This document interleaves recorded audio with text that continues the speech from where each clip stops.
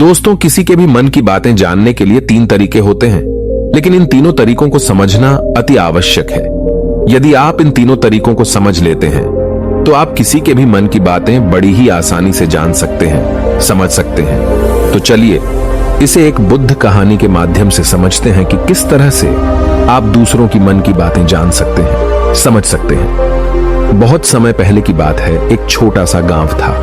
उस गांव में 2 भाई रहा करते थे। बड़ा भाई अंधा था, जिस कारण वो हमेशा घर पर ही बैठा रहता था, और छोटा भाई खेती किया करता था। लेकिन खेतों में अधिक जानवर आने से पूरी फसलें नष्ट हो जाती थीं, जिस कारण छोटा भाई बहुत परेशान हो चुका था। तभी उसे एक तरकीब सूझी। एक दिन उसने सोचा, खेतों में से इन जानवर को भगाने के लिए क्यों ना मैं अपने बड़े भाई की मदद लूं। वैसे भी बड़े भैया अंधे हैं। अगर वह खेत में बैठे रहेंगे और जानवरों की आहट आने पर वो उन्हें जोर से चिल्लाकर भगा सकते हैं, जिससे हमारी फसलें बच सकती हैं। इसलिए उन्हें मैं खेत में बिठा देता हूं। ये सब सोच विचार करने के बाद उसने अपने खेत में ही एक छोटी सी झोपड़ी तैयार की और अपने अंधे भाई को उस खेत में बिठा दिया और उनसे कहा, भैया, यदि कोई जानवर की आहट आपको सुनाई दे तो आप जोर जोर से चिल्लाना। ये सुनकर वो जानवर यहां से भाग जाएंगे और हमारी फसलें नष्ट होने से बच जाएगी। बड़ा भाई अपने छोटे भाई की बात मान लेता है और वो उस दिन से खेत में ही रहना शुरू कर देता है। जब भी किसी जानवर की आहट उसे सुनाई देती तो वो तुरंत जोर जोर से चिल्लाना शुरू कर देता, जिससे वो जानवर उसके खेतों से भाग जाते। ऐसा करते करते कई दिन बीत चुके थे। तभी एक दिन उसके खेत में एक हिरण भागता हुआ आता है और वह खेत के बांध को तोड़कर वहां से भाग गया। लेकिन उसी हिरण का पीछा करते हुए एक राजा भी उस खेत में आ पहुंचा। तभी राजा की नजर उस अंधे भाई पर पड़ती है। राजा उस व्यक्ति से कहता है, देखो, मैं यहां पर एक जानवर का पीछा करते हुए आया हूं। क्या तुमने उस जानवर को यहां पर देखा है? इस पर वो व्यक्ति कहता है, हे राजन, मैं तो अंधा हूं, मैं भला किसी जानवर को कैसे देख सकता हूं। लेकिन मैं आपको इतना जरूर बता सकता हूं कि जो जानवर मेरे खेतों से होकर भागा है वो आपके लायक नहीं है। आप उसके पीछे अपना समय यूं ही व्यस्त कर रहे हैं। राजा उस अंधे व्यक्ति की बात सुनकर बड़ा अचरज में पड़ गया। वो ये सोचने लगा कि आखिर ये तो अंधा है, फिर इसे कैसे पता कि जिस हिरन को मैं तलाश रहा हूं वह हिरन मेरे लायक है ही नहीं। ये अंधा व्यक्ति मुझे कैसे बता सकता है? तभी राजा उस अंधे व्यक्ति से कहता है, कहीं तुम मुझसे झूठ तो नहीं कह रहे? एक तरफ तुम ये कहते हो कि तुम अंधे हो और दूसरी तरफ तुम ये भी कह रहे हो कि जो जानवर यहां से भागा है वो मेरे लायक नहीं है। इस पर वो अंधा व्यक्ति कहता है, हे राजन, जिसे आप एक हिरण समझ रहे हैं, असल में वो एक हिरण नहीं है बल्कि एक हिरणी है, और वो भी गर्भवती है। और जहां तक मुझे ज्ञान है, मैंने कभी किसी राजा को किसी गर्भवती हिरणी का शिकार करते हुए नहीं सुना है। और इसी कारण मैं आपसे ये कह रहा हूं कि वो हिरणी आपके लायक नहीं है। आप उसके पीछे अपना समय व्यर्थ ना करें। यह सुनकर राजा और भी अचरज में पड़ गया। वो ये सोचने लगा कि आखिर ये अंधा आदमी ये कैसे जान सकता है कि वो हिरणी है और गर्भवती है। राजा कुछ देर सोच विचार करने के बाद अपने सेनापति से कहता है, सेनापति जी, मुझे वो जानवर जिंदा चाहिए, क्योंकि मुझे यह पता करना है क्या वह हिरणी है और क्या वह गर्भवती है। क्योंकि यह अंधा आदमी बहुत विश्वास के साथ कह रहा है और मुझे इस बात की पुष्टि करनी है। यदि वह हिरणी हुई और गर्भवती हुई तो वह हमारे शिकार के लायक नहीं है, क्योंकि हम तो एक हिरण का पीछा कर रहे थे।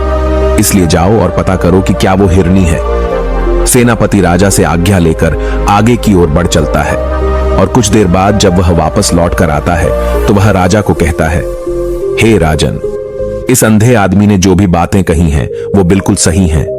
वो एक हिरणी ही है और वह गर्भवती भी है। यह सुनकर राजा आश्चर्यचकित रह गया। उसे समझ नहीं आ रहा था कि आखिर अंधा आदमी कैसे पता कर सकता है कि वह जानवर एक हिरणी है, और तो और वह गर्भवती है। भला एक अंधा आदमी यह कैसे देख सकता है, यह कैसे जान सकता है? आखिर इसे यह कैसे पता चला? ऐसे कई सारे प्रश्न अब राजा के मन में उमड़ने लगे। अब राजा ने यह ठान लिया था कि मुझे इस बात की तह तक पहुंचना ही है कि आखिर यह अंधा आदमी कैसे जानता है कि वह जानवर एक हिरणी है। यह सोचकर राजा उस अंधे आदमी के पास जाता है और उस अंधे आदमी से कहता है, देखो, मैं ये तो नहीं जानता कि तुम सचमुच अंधे हो या नहीं, लेकिन मैं तुमसे एक बात जानने आया हूं। क्या तुम मेरे प्रश्न का सही सही जवाब दोगे? इस पर अंधा व्यक्ति कहता है, हे राजन, आप जो कुछ पूछना चाहते हैं मुझसे पूछ सकते हैं, मैं आपको बिल्कुल सच सच जवाब दूंगा। इस पर राजा कहता है, देखो, एक तो तुम कहते हो कि तुम अंधे हो और दूसरी तरफ तुमने यह बता दिया कि जिस जानवर का पीछा मैं कर रहा हूं वह एक हिरणी है, और तो और वह गर्भवती भी है। आखिर तुम्हें यह कैसे पता चला? तुम्हारे खेत में और भी तो जानवर आते होंगे, और भी तो जानवर यहां से गुजरते होंगे, फिर तुमने यह कैसे अंदाजा लगाया? तभी वह अंधा व्यक्ति राजा से कहता है, हे राजन, आप जिस हिरणी का पीछा कर रहे थे वही हिरणी जब मेरे खेत में आई, उसकी रफ्तार और उसके भागने की आहट से मुझे यह एहसास हो चुका था कि यह एक हिरणी है, और मेरे खेत की जो बांध है वह बहुत छोटी है, उसकी ऊंचाई ज्यादा नहीं है।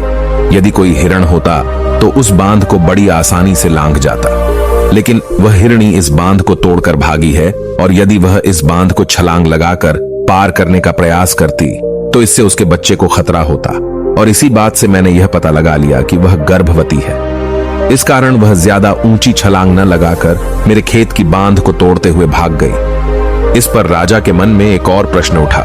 राजा ने कहा, किंतु तुम्हें कैसे पता चला कि वो एक हिरणी ही है? और भी तो कोई जानवर यहां पर आ सकते हैं। इस पर वो अंधा व्यक्ति कहता है, हे राजन, मैं पूरा दिन सुबह शाम यहीं पर बैठा रहता हूं, और मेरी सुनने की शक्ति बहुत तेज है। मैं ये बाफ जाता हूं कि कौन सा जानवर मेरे खेत में आया है, और उसी के आधार पर मैं जोर जोर से चिल्लाता हूं ताकि वो मेरे खेत से भाग जाए और मेरे खेत की फसलों को नष्ट ना कर पाए। राजा उस अंधे आदमी का यह जवाब सुनकर पूरी तरह से संतुष्ट हो चुका था। वो मन ही मन ये सोच रहा था कि आदमी भले ही अंधा हो, लेकिन ये तो बड़ा ज्ञानी मालूम पड़ता है। इस आदमी से कुछ ना कुछ तो काम निकलवाना ही चाहिए। ये विचार लिए हुए राजा वहां से वापस अपने महल की ओर लौट जाता है। राजमहल पहुंचते ही राजा उस अंधे व्यक्ति से कहता है, आप तो बड़े ज्ञानी व्यक्ति है, आपको किसी भी बात का पता बड़ी आसानी से चल जाता है। आज मैंने आपको यहाँ पर इसलिए बुलाया है क्योंकि मैं आपसे ये जानना चाहता हूँ कि मेरी पत्नी पतिव्रता है या नहीं। इस पर वो अंधा व्यक्ति कहता है, हे राजन, ये कैसा प्रश्न हुआ? इस पर राजा कहता है, मैंने आपसे बिल्कुल उचित प्रश्न किया है, मुझे इस प्रश्न का उत्तर दीजिए। इस पर वो अंधा व्यक्ति कहता है, हे राजन, ये सारी बातें जाने दीजिए। आपकी शादी को इतने साल बीत चुके हैं, और अब आप ये बात क्यों जानना चाहते हैं? आपके मन में ऐसे प्रश्न क्यों उठ रहे हैं? इस पर राजा जिद करते हुए कहता है, देखिए, आपको मुझे इस प्रश्न का उत्तर तो देना ही होगा। यदि आप मुझे इस प्रश्न का उत्तर नहीं देंगे तो मैं आपको मृत्युदंड दे दूंगा। राजा के मुख से यह बात सुनकर वो अंधा व्यक्ति कहता है, हे राजन, यदि आप इस प्रश्न का उत्तर चाहते हैं तो उसके लिए आपको मेरा एक काम करना होगा। राजा कहता है, बोलो, मुझे क्या काम करना होगा? इस पर व्यक्ति कहता है, इसके लिए आपकी पत्नी को मेरे साथ कमरे में अकेले छोड़ना होगा। उस अंधे व्यक्ति की यह बात सुनकर राजा पहले तो क्रोधित हो जाता है, लेकिन फिर कुछ सोच विचार करने के बाद वह उस व्यक्ति की बात मान लेता है और अपने सेनापति को आदेश देता है, सेनापति जी, इस व्यक्ति को और मेरी पत्नी को एक कमरे में कुछ देर के लिए अकेला छोड़ दे। सेनापति बिल्कुल वैसा ही करता है। अब राजा की पत्नी और अंधा आदमी एक कमरे में बंद हो चुके होते हैं। तभी वो अंधा आदमी राजा की पत्नी से कहता है, मुझे आपको छूना है। इस बात पर रानी अत्यधिक क्रोधित हो जाती है और उस अंधे आदमी को वो पकड़ पकड़ कर पीटने लगती है, कभी हाथों से तो कभी लातों से तो कभी पटक पटक कर। इस तरह से उन्होंने उस अंधे आदमी की खूब पिटाई की। उसके बाद किसी तरह से वह अंधा आदमी अपनी जान बचाकर वहां से भाग निकलता है और वह राजा के पास पहुंचता है और वह राजा से कहता है, हे राजन, आपकी पत्नी पतिव्रता नहीं है। यह बात सुनकर राजा अत्यधिक क्रोधित हो उठता है और राजा अपनी तलवार निकालकर सीधा अपनी पत्नी की ओर जाता है और क्रोधित होकर वह अपनी रानी से कहता है, रानी जी, आज मैं जो भी सवाल आपसे करने वाला हूं उसका मुझे सच सच जवाब दीजिएगा, और यदि आपने एक शब्द भी झूठ कहा तो मैं आपका अभी के अभी सर धड़ से अलग कर दूंगा। तभी आगे वह राजा कहता है, मुझे बताइए, क्या आप पतिव्रता हैं या नहीं? इस पर रानी कहती है, हे राजन, आप भले ही मुझे जान से मरवा दीजिए, लेकिन मैं पतिव्रता नहीं हूं। राजा यह बात सुनकर बहुत खुश हुआ, क्योंकि उस अंधे आदमी ने जो भी कहा था वह बिल्कुल सच था।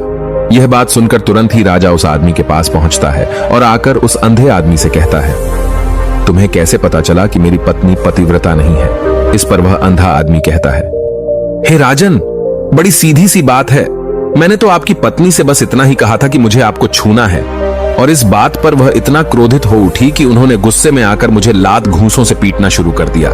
और भला कोई औरत किसी और मर्द को कैसे छू सकती है, लेकिन उन्होंने न आव देखा न ताव, बस लात घूंसे मुझ पर बरसाने शुरू कर दिए। वह भी तो एक छूना ही हुआ, और एक पतिव्रता नारी कभी भी पराये मर्द को नहीं छूती।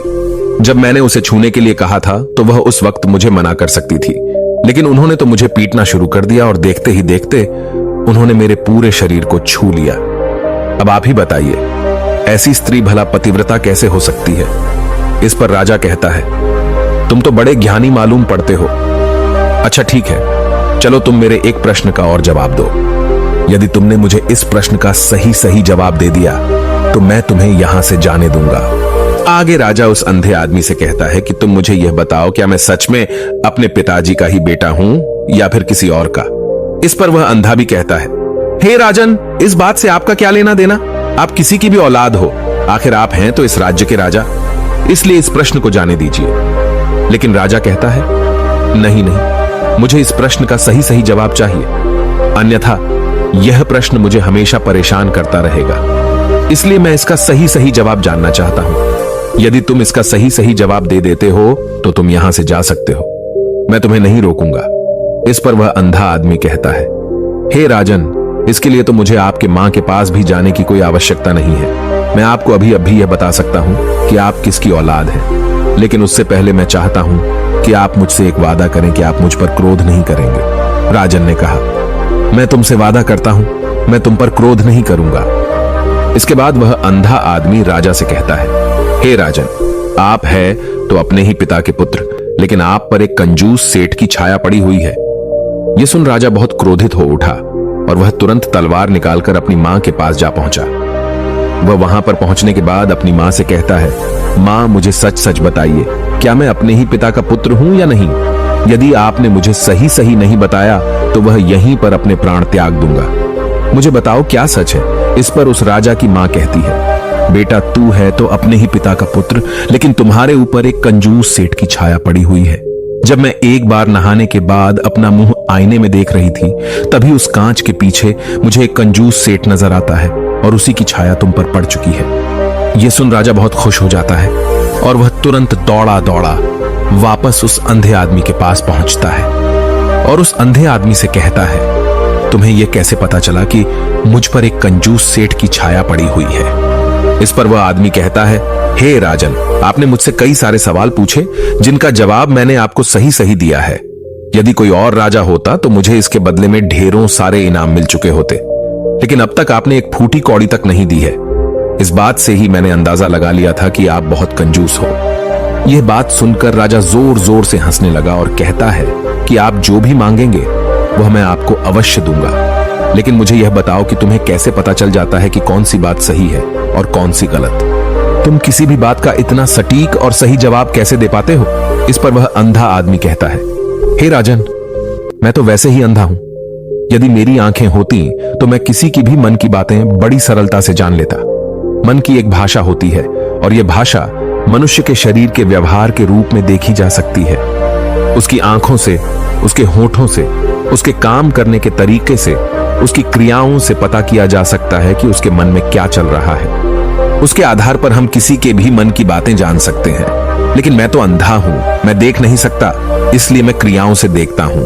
यदि मुझे कोई बात जाननी हो तो अगले आदमी को कुछ काम देना पड़ता है, जिस पर वह व्यक्ति किस प्रकार काम करता है, किस तरीके से इस काम को करता है, उसके आधार पर ही मैं यह पता कर पाता हूं कि उसके मन में क्या चल रहा है। तभी वह राजा कहता है, तो क्या इसका अर्थ यह हुआ कि मैं भी किसी के मन की बातें जान सकता हूं? इस पर वह अंधा आदमी कहता है, हे राजन, अवश्य आप भी किसी भी व्यक्ति के मन की बात जान सकते हैं, किंतु उससे पहले आपको अपने ऊपर काम करना होगा, और वह काम है अपने मन को शांत करना, अपने मन को वर्तमान में लाना होगा, जिसके लिए मैं आज आपको 3 तरीके बताने वाला हूं।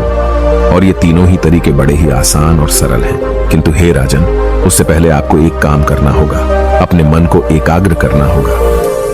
जब हम अपने मन को एकाग्र करते हैं, अपने मन को वर्तमान में लाते हैं, तो हम दूसरे के मन की बात जान सकते हैं, क्योंकि वह आदमी अभी भी अपने मन में वर्तमान में ही सोच रहा है, और हमें भी मन को वर्तमान में ही लाना होगा, तभी हम उसके मन की बातें जान सकते हैं। यदि हम अतीत में हुई घटनाओं के बारे में सोच रहे हैं, तो वह जो अगला आदमी वर्तमान में सोच रहा है, वर्तमान में अपने मन में बात कर रहा है, वह हम कैसे जान पाएंगे? क्योंकि हम तो अतीत की घटनाओं में डूबे हुए हैं। इसलिए किसी के भी मन की बात जानने के लिए सबसे पहले हमें हमारे मन को एकाग्र करना होगा, उसे वर्तमान में लाना होगा। आगे वह व्यक्ति राजा से कहता है, हे राजन, जो 3 तरीके मैं आपको बताने वाला हूं, इन 3 तरीकों से बड़ी आसानी से किसी के भी मन की बातें जान सकते हैं। उसके बाद वह अंधा आदमी राजा से कहता है, हे राजन, जो सबसे पहला तरीका है वह है आंखों पर ध्यान देना। किसी व्यक्ति से बात करते वक्त उसकी आंखों में देखना, उसकी आंखों पर ध्यान देना जो सबसे ज्यादा जरूरी है, क्योंकि आंखें बोलती नहीं पर बहुत कुछ कह जाती हैं। यदि हम किसी व्यक्ति की आंखों के इशारों को समझना सीख जाएं, हम यह जान पाएंगे कि व्यक्ति के दिमाग में क्या चल रहा है, वह क्या सोच रहा है और अभी वह क्या करने वाला है। मेरे पास आंखें नहीं हैं, लेकिन मैंने अपने गुरु से यह विद्या सीखी है, क्योंकि बहुत सालों पहले मेरे पास आंखें थीं और मैं उस वक्त लोगों के मन की बातें केवल उनकी आंखों से ही जान लेता था। इसलिए यदि आप भी दूसरों की मन की बातें जानना चाहते हैं, तो आपको भी उनकी आंखों पर गौर करना चाहिए, जैसे कि उनका आकार कैसा है, वह कब, कहां और किधर देख रहे हैं। यदि उसकी आंखें यहां वहां घूम रही हैं, जब आप उससे बातें कर रहे हैं, तो वहां वह इधर उधर मोड़ रहा है, कभी ऊपर तो कभी नीचे या कभी आसपास, या फिर उसकी आंखें खुश नजर आ रही हैं या फिर आंखें निराश नजर आ रही हैं, जैसे कि चोर होता है। उसकी आंखों में जब हम देखते हैं तो हमें यह पता चलता है कि अगले आदमी ने कोई गलती की है। ठीक उसी प्रकार जब हम किसी चालाक व्यक्ति की आंखों में देखते हैं, तो आपको पता चलेगा कि उसकी आंखों में एक भाषा होती है। एक बहुत ही सीधा और आसान तरीका होता है। यदि आपको यह पता लगाना है कि सामने वाला व्यक्ति आपसे झूठ कह रहा है या फिर सही, तो आपको उसकी आंखों पर ध्यान देना अति आवश्यक है। यदि आपसे बात करते वक्त वह व्यक्ति अपनी आंखें यहां वहां घुमा रहा है, ऊपर नीचे, इधर उधर, दाएं बाएं, हर जगह देख रहा है, तो इसका अर्थ यह हुआ कि वह उस बात से निकलने का कोई रास्ता ढूंढ रहा है, वो कोई झूठ बना रहा है। यदि सामने वाला व्यक्ति आपसे कुछ झूठ कहने का प्रयास कर रहा है, तो वह आपसे नजर नहीं मिलाएगा। वह यहां वहां देखेगा, ऊपर नीचे देखेगा, लेकिन वह आपकी आंखों में आंखें डालकर कभी नहीं देख पाएगा, क्योंकि उसे डर है कि यदि उसने आपकी आंखों में आंखें डालकर देखी तो उसका झूठ पकड़ा जाएगा और लोगों को सच्चाई का पता चल जाएगा। और इसी प्रकार कुछ और भी भाषाएं होती हैं। जब आप किसी की आंखों में आंखें डालकर यह देखना शुरू कर देंगे कि उसके हाव भाव क्या है, ठीक उसी प्रकार चेहरे के हाव भाव होते हैं, जिससे हम मन की बातें बड़ी आसानी से समझ सकते हैं और इन्हें भी समझना बहुत जरूरी है। कभी कभी कोई व्यक्ति अपने चेहरे से जैसे आंख, होंठ और बहुत से कुछ अलग अलग व्यवहार करता है। यदि आप किसी व्यक्ति के चेहरे में गौर करेंगे, तो आप आसानी से समझ पाएंगे कि वह व्यक्ति निराश है, जब व्यक्ति बहुत उदास है, या फिर वह बहुत खुश है, या फिर उसे कोई बहुत बड़ा दुख है। वह अपने अंदर क्या महसूस कर रहा है, ये सारी बातें हम उसके चेहरे के हाव भाव से पता कर सकते हैं। फिर चाहे इंसान जुबान से कुछ बोले या ना बोले, लेकिन आप उसके चेहरे से सब कुछ पता कर सकते हैं। आगे व्यक्ति राजा से तीसरा तरीका बताते हुए कहता है, हे राजन, इसी प्रकार तीसरी भाषा भी है, अर्थात तीसरा तरीका भी है, और वह है हाथों के इशारे और शरीर का व्यवहार। मन की बात समझने के लिए हमें हाथ के इशारे और शरीर के व्यवहार को समझना बहुत आवश्यक है।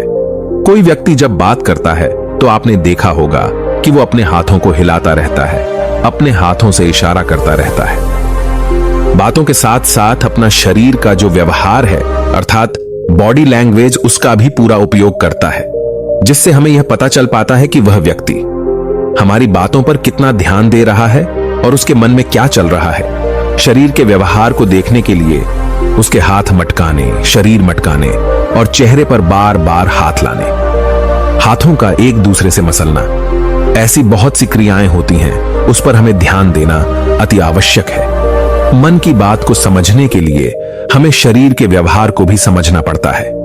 यदि हम इन 3 तरीकों को सही तरीके से ध्यान देकर इन 3 तरीकों को अच्छे से समझ लेते हैं, तो हम बहुत जल्दी किसी भी व्यक्ति के मन की बातें बड़ी सरलता और सहजता से जान सकते हैं। इसलिए यदि आपको किसी के मन की बातें जानी है, तो आपको उसकी आंखों पर, उसके चेहरे पर, उसके शरीर के हाव भाव को और उसके हाथों को ध्यानपूर्वक देखना और समझना होगा, जिससे आप यह समझ पाएंगे कि आखिरकार उसके मन में क्या चल रहा है और वह क्या सोच रहा है। लेकिन उनसे पहले आपको अपने मन को एकाग्र करना होगा, शांत करना होगा और अपने मन को वर्तमान में लाना होगा। तभी आप उस व्यक्ति की इन सभी क्रियाओं पर ध्यान दे पाएंगे, उन्हें समझ पाएंगे। अन्यथा आप यदि अतीत की घटनाओं में व्यस्त हैं, भविष्य की योजनाओं में व्यस्त हैं, तो आप उस व्यक्ति के हाव भाव पर कभी ध्यान ही नहीं पाएंगे और न ही आप कभी यह समझ पाएंगे कि आखिर उस व्यक्ति के मन में क्या चल रहा है, वह क्या सोच रहा है। आपने देखा होगा कि ऐसे कई बड़े संत महात्मा हैं जो बड़ी ही शांति से आपको देखते हैं और आपको देखकर ही ये बता देते हैं कि आपके मन में क्या चल रहा है, आप उनसे क्या जानने आए हैं। और इसका सबसे बड़ा प्रमुख कारण यही है कि वह आपको पढ़ सकते हैं, आपको समझ सकते हैं, आपकी मन की बातें जान सकते हैं, क्योंकि उनका मन एकाग्र है, शांत है और यही कारण है कि वह आपके मन की बातें बड़ी सरलता से समझ जाते हैं।